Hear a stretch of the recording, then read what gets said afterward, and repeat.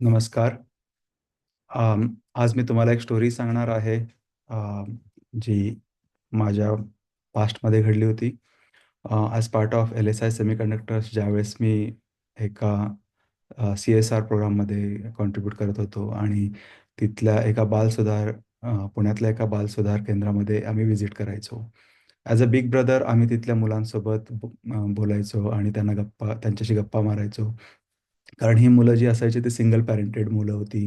ज्यांना पॅरेंटने पण सोडून दिलंय आणि ते आता जस्ट समाजात वावरतायत आणि मग या संस्थेने किंवा गव्हर्नमेंटने त्यांना एक आश्रयस्थान म्हणून ती जागा दिली होती आणि ही सगळी मुलं तिथं राहत होती वेगवेगळ्या वयोगटातली.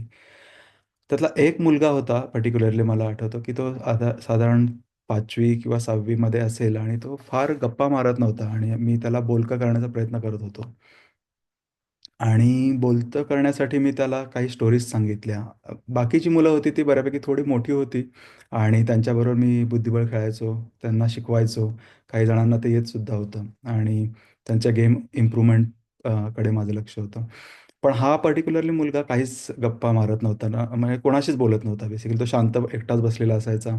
सो मी त्याला एक दिवशी बोलायला सुरुवात केली त्याच्यासोबत आणि त्याला जनरल अशी स्टोरीज सांगायला सुरुवात केली, की 2 बेडकांची स्टोरी म्हणा किंवा जनरल छान-छान गोष्टीपैकी एखादी. तरी पण त्याच्याकडून फार काही रिटर्नमध्ये येत नव्हतं. सो मी विचार केला, की चला आपण त्याला हातातल्या रेषांबद्दल काहीतरी बोलूया आणि त्याला सांगूया भाग्यरेषा म्हणजे काय, भविष्यरेषा किंवा आयुष्यरेषा. कारण त्या आपल्या शरीराशी निगडीत आहेत. मे बी त्याच्याने तो बोलेल आणि म्हणून मी माझा हात त्याला दाखवला आणि त्या रेषा एक्सप्लेन करण्याचा प्रयत्न केला.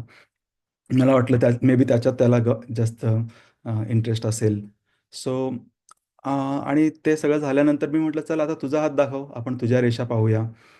आणि त्याने त्याचा हात मला दाखवला आणि सरप्रायझिंगली त्याच्या हातावर रेषाच नव्हत्या.